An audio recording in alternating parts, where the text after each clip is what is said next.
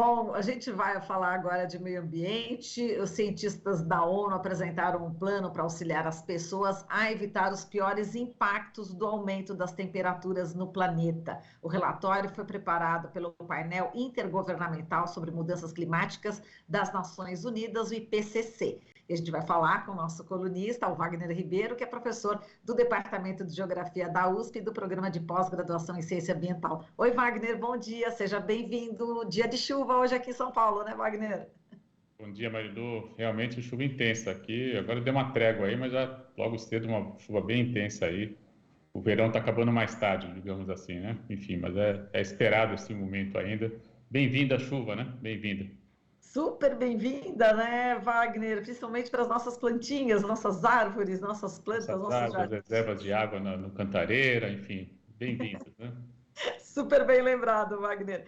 Bom, mas vamos lá, vamos falar aqui sobre essas orientações, né, dos pesquisadores do IPCC para evitar aí os graves problemas, né, decorrentes do aquecimento global. As emissões de carbono precisam parar de crescer nos próximos 3 anos e cair rapidamente em seguida, de acordo com os pesquisadores. Bom, nós temos aí 5 maneiras para salvar o planeta, né, de acordo com a orientação desses cientistas, e é preciso manter o aquecimento global abaixo de 1,0 graus Celsius. É isso, Wagner? Conta para a gente aí, dá um panorama da gravidade, né, que a gente vai enfrentar daqui para frente. Veja, Marilu, esse documento do IPCC, que nós até já tratamos a semana passada, e eu achei que era importante continuar insistindo, ele mudou um pouco o tom da conversa, né? Como diz o amigo, mudou o tom da prosa, né? Dessa vez, você tem um documento mais incisivo, mostrando claramente que se nós não tomarmos ações rápidas, e elas têm de ser rápidas e intensas, né? Nós vamos enfrentar dificuldades de várias ordens, né? O primeiro aspecto que eles ressaltam é que é mais barato deixar de emitir do que depois gastar para resolver, por exemplo, né, os problemas de adaptação que vão ser gerados mantido o aquecimento como está indo, né? E esse me parece um aspecto fundamental, quer dizer, reduzir as emissões de gás de efeito estufa, né? Por exemplo, deixar de estimular o uso do carvão, e é preocupante que nós estamos assistindo hoje por conta do conflito envolvendo Rússia e Ucrânia, inclusive nos países europeus, a retomada do carvão, né? Isso é como alternativa à diminuição do preço, à ausência do oferecimento de petróleo russo, por exemplo, na União Europeia. Então, são contradições, né? E o carvão ainda é pior ainda do que o próprio petróleo derivado aí nos seus combustíveis todos. Então, o mundo está no momento de uma certa encruzilhada, eu diria, né? Eu não gosto muito desse pensamento meio maniqueísta, mas às vezes é preciso usar esse tipo de linguagem para poder mostrar com mais clareza, né, o que está posto hoje. Outra questão que eles atacam com muita clareza é que nós não estamos tomando as ações de adaptação necessárias, né, Maru? Daqui a pouco elogiou a chuva, ela é muito bem-vinda, mas nós sabemos que essa mudança do padrão de chuva, que a gente já está verificando em várias localidades, ela tem gerado muitos problemas, né? Veja, por exemplo, as serras cariocas, né, ao longo desse ano, o ano passado também o litoral da Bahia, enfim, mesmo em São Paulo. Ou seja, a chuva está vindo com muito mais intensidade do que ela vinha antigamente, né? Então, você tem o mesmo volume de água, só que ela vem mais intensa, em períodos mais curtos, com mais intensidade. Isso traz problemas seríssimos, né? Isso implicaria, por exemplo, em deslocamento de pessoas, reorganização de todo um padrão de urbanização que nós temos hoje. Isso não é nada simples de resolver, não é barato, né? E se nós não fizermos nada, infelizmente, os escorregamentos de vertente, todo esse movimento de massa, como a gente chama, continuará ocorrendo, a gente vai, infelizmente, chegar aí a prejuízos materiais e muitas vezes mortes. Então, são situações, Marilu, que a gente tem que enfrentar de fato, né? Não dá mais para tapar o sol com a peneira. Eu estou usando palavras mais claras, espero, porque na verdade, é mais barato diminuir as emissões, né, do que depois ter que gastar muito mais dinheiro para tentar resolver, por exemplo, os problemas sociais que estão postos. E eu diria que esse momento, esse alerta que o IPCC apresenta, ele permitiria, né, eu tenho insistido nisso já, comentei inclusive aqui conosco, né, um momento de revisão até para tentar resolver demandas sociais que estão muito desequilibradas, né, por meio do processo de adaptação. Então, é uma oportunidade, do meu ponto de vista, de, a partir da necessidade de promover ações de adaptação em cidades, por exemplo, enfrentar também a injustiça social, né? É um desafio importante, né? Mas é o momento de nós, de fato, né, atacarmos essas questões com muita clareza. E aí o relatório é muito claro, né, Marilu? Tem que ter mais Estado, tem que ter mais planejamento, mais organização, né? E um equilíbrio, né? no uso dos recursos também, na perspectiva de adaptação às mudanças climáticas, associado à redução das emissões de gás de efeito estufa. Então, esse é um desafio muito grande. Se não tiver Estado, não vamos avançar. Isso aí, falando em Estado, né, Wagner, tem aqui a observação, né, dos pesquisadores, dos cientistas do IPCC, dizendo que se os subsídios dos governos para os combustíveis fósseis, se eles fossem eliminados, né, as emissões seriam reduzidas em até 10% em 2030. E, logicamente, esse dinheiro deveria ser investido, então, em energias limpas, né? Enfim, agora tem um outro dado também bastante interessante, né, Wagner, que eu gostaria que você comentasse, que a gente sempre fala, né, da população mais rica, ela sempre, enfim, coloca mais poluição no mundo, isso já é sabido, e eles estão tentando reverter um pouco a ideia de apenas atacar, né, as pessoas ricas, mas tentar fazer com que essas pessoas ricas possam se tornar exemplos, né? Tem aqui o relatório, né, que dá ênfase no impacto desproporcional dos ricos sobre o planeta, e segundo o IPCC, 10% das residências com maiores emissões per capita contribuem com 45% das emissões domésticas de gases do efeito estufa causadas pelo consumo. Então, eles acreditam, né, que seria interessante que essas pessoas que são mais poderosas, que são mais ricas, donos de indústrias, poderiam se tornar exemplo. Quer dizer, é uma guinada aí muito grande e vai ser difícil também convencer, mas é possível também, né, Wagner? Esse é um dos pontos mais polêmicos, né, do documento. Eu, particularmente, acredito que é muito difícil você mudar o padrão de vida de uma pessoa de alta renda, né? Ele tem uma série de formas de olhar o mundo, né? Basta sair no trânsito, né, Maria? A gente vê que, em geral, o comportamento de quem está conduzindo o automóvel, ou mesmo, enfim, ele é absolutamente... às vezes é inexplicável. Tem hora que eu paro e penso, mas por que o indivíduo se porta dessa forma, né? As situações que não fazem o menor sentido, e a gente verifica a todo instante, até porque a gente tem que se deslocar, não tem às vezes alternativa do transporte coletivo, tem que ser automóvel, enfim. Então é uma situação que eu acredito que essa mudança de comportamento ela tem que ser feita com muita informação, né, com um processo de requalificação, né, de reeducação mesmo, do que significa estar no mundo contemporâneo, né? E estar no mundo contemporâneo, inclusive num cenário de escassez, que é, na verdade, o que nós enfrentamos, há uma ilusão de que nós estamos na mudança, nós estamos, na verdade, num regime de escassez. Se você pega todos os indicadores de água, você pega os indicadores de fontes de energia, você pega os indicadores de acesso aos recursos naturais, especialmente os que não são renováveis, há uma ilusão do mundo da mercadoria, que nós temos uma abundância, mas, na verdade, é ao contrário, né? E esse cenário, então, teria que ser retrabalhado na perspectiva de que cada indivíduo, como ser no mundo, poderia usufruir do planeta, né, considerando todo o histórico que o planeta deixou como processos naturais para nós, né, essa herança planetária, digamos assim, e o que nós vamos deixar para gerações futuras. Acho que esse é o debate que deveria ser feito junto a essas camadas mais abastadas, né? Mas eu acredito que é difícil chegar nesse tipo de análise e principalmente que eles compreendam, né, o papel destacado que tem, porque significa de fato você mudar o padrão de vida, né? Enfim, e essa situação ela está dispersa pelo planeta, né, Marilu? Porque gente de elevada renda tem até em país, até no Haiti tem também, né? Eu costumo dizer isso para meus alunos. Então, na verdade, não é uma questão aí, eu dou aula de geografia política também, então, quer dizer, não é um país contra o outro, né? Nesse caso, tem que entrar no interior da população e entender como é que vive um rico em determinados países, e você vai entender claramente que há um desequilíbrio muito grande no uso dos recursos naturais.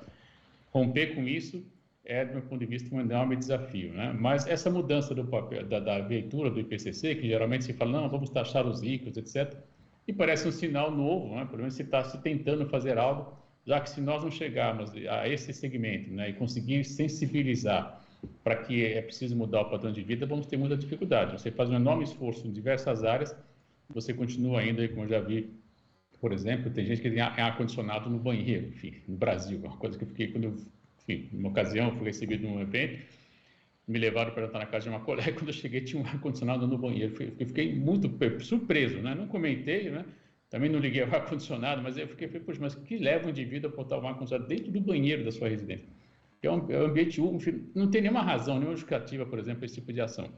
Então, são situações que, se for listar aqui, né, tem uma infinidade delas, e que mostra que esse acesso desigual aos recursos naturais ele tem que ser combatido, sim. E o IPCC alerta claramente, né, que é preciso reequilibrar esse acesso. Ao mesmo tempo, você tem pessoas que não têm energia, inclusive, para preparar alimento, né? Então, veja as discrepâncias que nós estamos enfrentando no século XXI, e é o momento de atacar isso tudo, né?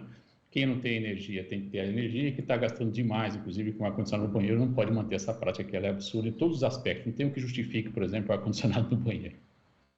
Não, incrível, oh, Wagner. Agora, falando de todos nós, né, que não somos ricos nem super ricos e classe média já está caindo para a categoria de pobre, a gente está vendo aqui uma recomendação do IPCC também em relação ao modo de vida, né, de uma forma geral. Aí não estamos falando só dos ricos, estamos falando de todo mundo, né?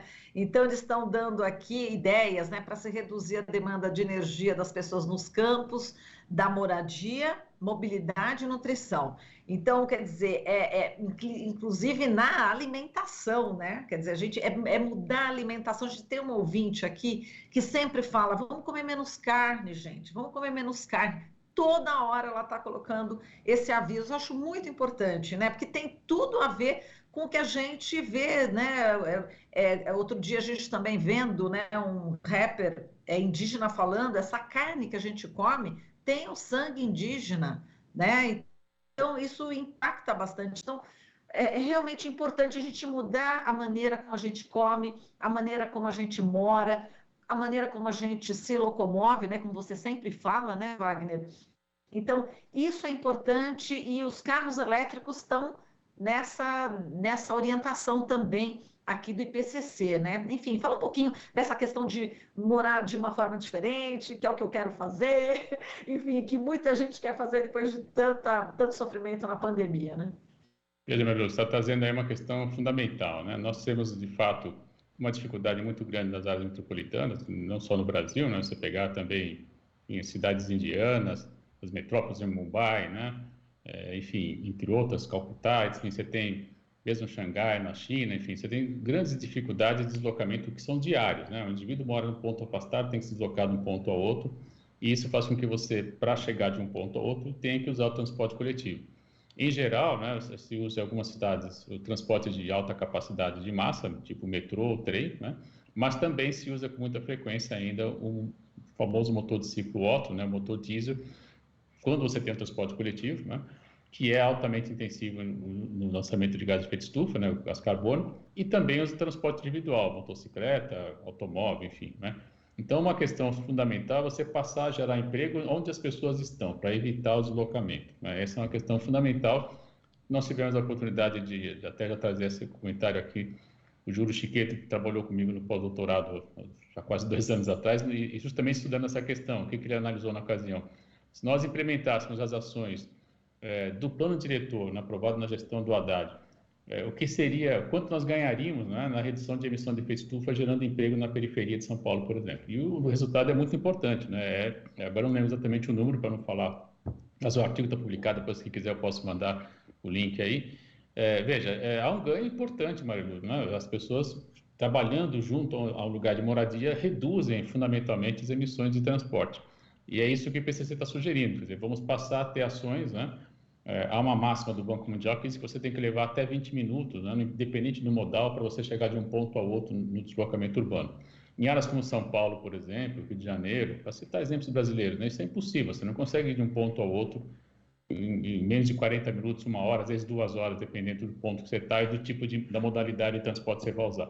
Então, a maneira de combater isso é, de fato, gerar emprego, né, onde as pessoas estão. Na questão da alimentação, você traz um dado fundamental, né? Eu, por exemplo, não como carne vermelha já tenho alguns anos, nem lembro quando comecei a não comer carne vermelha. É evidente, se eu tiver uma recepção, me oferecer lá um pedaço, eu não vou ser deselegante e falar, mas eu pego um pedacinho de pequeno e tento argumentar, as pessoas às vezes não gostam muito, enfim, né? Mas é evidente que há um ganho, inclusive, para a saúde, né? Acho que isso precisa ser dito também. O indivíduo também ganha quando come menos carne vermelha em vários aspectos. Eu não vou falar, um dia se pergunta para o vecino, ele vai dizer claramente melhor do que eu, né? Enfim, mas de qualquer modo, há um ganho também na produção do gás de efeito estufa, né? Nós sabemos que os animais emitem metano, enfim, a flatulência do gado, né? Tudo isso também contribui muito para a emissão. Tem toda a questão dos pastos, para você ampliar o pasto, você tira a mata, a vegetação original, enfim. Então, tem toda uma cadeia que está posta aí, né? Que faz com que, se você reduzir o consumo de carne, isso está caindo, né? No caso brasileiro, por causa do preço, né? Mas está caindo o consumo de carne também, especialmente bovina, né? Então, é de fato uma alternativa que você, como indivíduo, pode adotar, né? E existe muita alternativa, né, para você se alimentar hoje de maneira adequada, uma base proteica interessante, né? Em algumas colunas, não sei se vocês lembram lá, eu já vou fazer quase 5 anos aqui com a gente, estou perto disso, mas em uma ocasião eu comentei de que a alternativa que se aponta de alimentação é comer inseto, né? Começar a se alimentar de formiga, entre outros insetos aí. Isso pode parecer uma coisa absurda, mas não é, né? Você tem ali uma fonte proteica interessante, com um volume extraordinário, né? E que não traria tantas consequências, né? Embora a gente já sabe que comer formiga no Vale do Paraíba, por exemplo, é uma iguaria extraordinária, cara inclusive, né? Mas é possível pensar alternativa, né, de alimentação, por exemplo, para a carne bovina, né, que tem de fato, que gera muitos impactos, né? Então, você está trazendo uma questão fundamental, como é que nós, indivíduos, né, conseguimos contribuir para a diminuição dessas ações. E aí a ação individual mesmo, cada um no seu pedaço, né? Ao final você tem aí uma soma importante, né? Mas insisto, uma política pública também é bem-vinda, né? Nós temos aí algumas movimentações, como por exemplo, segunda-feira sem carne, né? Isso já existe. Algumas instituições de assumir, isso é interessante, Pedro. Toda segunda-feira, ou a primeira ou segunda-feira do mês, por exemplo, sem carne, em refeitórios, né? Explica por que está sem carne. Enfim, a gente já tem algumas iniciativas interessantes, né, que sinalizam uma mudança, mas é preciso de um pouco mais radical. Agora, com esse governo que está aí, né, com todo o setor do agronegócio sendo uma das bases políticas de sustentação, a gente não vai ver nenhum tipo de mudança. Então, outubro está aí, a gente espera que as coisas ganhem outra dimensão para o próximo ano, né? Verdade. Bom, Wagner, tem aqui, vamos dar mais uma pinceladinha, a gente já está no final, mas também é interessante, mas bastante polêmica essa outra recomendação, né, dos cientistas, né? Enfim, mas está dividindo um pouco a opinião, né? Em relação a soluções tecnológicas para as mudanças climáticas, né? Enfim, sei lá, pulverizar substâncias na atmosfera, até resfriar a Terra, bloqueando o Sol, com escudos espaciais. Eles estão mencionando aqui algumas dessas tecnologias. Você acha viável? É possível? A gente vai ter que fazer isso? Ou você também está um pouco reticente em relação a essa questão? Nesse aspecto, eu estou no grupo dos críticos, Marilu, pelo seguinte, veja, se fala aí, por exemplo, em lançar espelhos, né, solares de alta capacidade que refletiriam de volta a energia, parte da energia para o sol, né? Outra coisa que se fala, por exemplo, é introduzir gás de efeito estufa em reservas subterrâneas, então você criaria aí, você tira o petróleo e você põe no lugar o CO2, enfim. Mas são soluções, Marilu, que não têm comprovação científica, né? E principalmente, né, nós não sabemos o impacto disso no longo prazo, né? Pode ser uma alternativa que imediatamente reduza, né? Mas você não sabe o que vai acontecer no longo prazo. Em relação ao carbono, acho que a melhor alternativa é, sem dúvida, né? E nós temos muita área, o Brasil é um exemplo, poderia ser aplicado esse tipo de ação, é de fato a recomposição de vegetação original. Nós teríamos aí a chance de absorver muito carbono, até porque nós sabemos que quando a árvore está crescendo, ela absorve mais carbono. Depois que está estabilizada a floresta, ela diminui realmente a absorção, mas nesse momento a gente está precisando então absorver. Então vamos reflorestar, vai haver uma absorção, esse material depois fica paralisado, congelado nas árvores e parece a alternativa mais interessante. Esses outros projetos mirabolantes de matriz técnica, de fato eles não têm comprovação científica, né? Como ideia, né, como iniciativa, talvez merecesse uma situação ou outra, uma experimentação em caráter mais de protótipo, né, de modelo mesmo, de análise, mas eu acredito que não vai mudar muito, não. Na verdade, nós temos que mudar o padrão de vida, mudar, de fato, a maneira pela qual nós estamos utilizando os recursos, em especial aqueles que vêm derivados de petróleo, né? Esse é o grande ponto a atacar. Então, a gente tem alternativas, né, Marilu? Está crescendo a produção de energia eólica, está crescendo a produção de energia fotovoltaica a partir do sol, enfim, as pessoas estão instalando cada vez mais também sistemas de aquecimento para água nas residências. A gente está vendo aí um movimento, né, que pouco a pouco vai gerar. Que nós estamos num momento de transição, né, e essa situação, né, ela é muito mais intensa para quem está vivendo agora. Mas eu sou otimista, acredito que a gente vai superar esse momento daqui a 100 anos, 200 anos. Está vendo? Aquele momento a Terra estava meio conturbada, tinha pandemia, uma transição energética, mas o pessoal superou, né, e vamos construir um novo modelo de organização social. Essa me parece a grande meta, né, para que a gente possa ter aí um mundo. O mundo é tão interessante, tão bonito, tem tanta coisa bacana para se ver, né? Por que nós estamos destruindo esse planeta, destruindo as condições de habitabilidade para nós e para as gerações futuras? Não faz o menor sentido. A hora que cair esse clique, eu acredito que a gente vai ter condição de mudar um pouco. E aí passa por educação, né? Não essa que está sendo promovida com esses escândalos aí desse governo. Um outro modelo de educação também que a gente tem que pensar claramente, e espero que a partir de janeiro tenha outra direção nesse país também. O Wagner, falando, para não dizer que não falei das flores, inclusive amanhã a gente vai se debruçar nesse tema, e o Lula, hein, que vai prometer, né, já prometeu ontem criar um ministério para as questões indígenas, o Ministério Indígena. Só para a gente terminar mesmo, segundinhos finais, a gente não podia deixar de falar desse fato tão importante, né, Wagner? Marilu, nós temos exemplos internacionais fundamentais quando falamos de questões indígenas, né? Acho que a situação no Canadá, Nova Zelândia, mesmo Austrália, em menor escala, enfim, a gente tem de fato, né, o reconhecimento da importância dos povos originários, né, que conseguiram manter seus territórios, manter seu estilo de vida, manter suas línguas, né, sua cultura. Há, inclusive, nesses lugares, universidades focadas, né, nas demandas dos povos originários, com aulas ministradas nas suas próprias línguas, né. Então, nós temos, sim, exemplos internacionais importantes que poderiam, de alguma maneira, também ser, digamos, implementados no Brasil, né? E acredito que o Lula é mais um acerto importante, né? E que vai, na verdade, Marilu, na perspectiva de muito além, né? Do momento contemporâneo. É uma perspectiva civilizacional, né? Já que nós sabemos que se mantivermos o estilo dos povos originários, eles estão há no caso, quantas centenas de anos vivendo nessas localidades e conseguem viver, né, sem problema. A gente, quando pega um modelo, por exemplo, intensamente consumidor de energia nas cidades, mostra que nós estamos gerando um problema para o planeta extraordinário. Então, também tem essa dimensão civilizacional, né? Manter os povos originários é mostrar uma alternativa para a humanidade. As pessoas, às vezes, não entendem muito isso, né? Acham que índio tem muita terra para pouca gente, mas é uma maneira de viver bem diferente da nossa, né? A gente está vivendo tudo concentrado, com alta demanda de energia, gerando resíduos de maneira intensa. Talvez seja o momento de repensar também, né? Não esse modelo concentrado, que isso vai ser mantido, evidentemente, mas essa intensidade de energia que nós temos, né, os povos originários mostram que é possível viver com muito menos energia concentrada. Então, manter os povos originários é uma alternativa civilizacional. O Lula, mais uma vez, na frente, e isso é muito importante. Legal, o futuro é ancestral, como diz Krenak, né, Wagner? É isso aí, querido. Muito obrigada, viu, pela sua participação. Forte abraço para você, viu? Até a semana que vem. Falamos aqui com Wagner Ribeiro, professor do Departamento de Geografia da USP e do Programa de Pós-Graduação em Ciência Ambiental. Você está ouvindo Jornal Brasil Atual. As notícias que os outros não dão.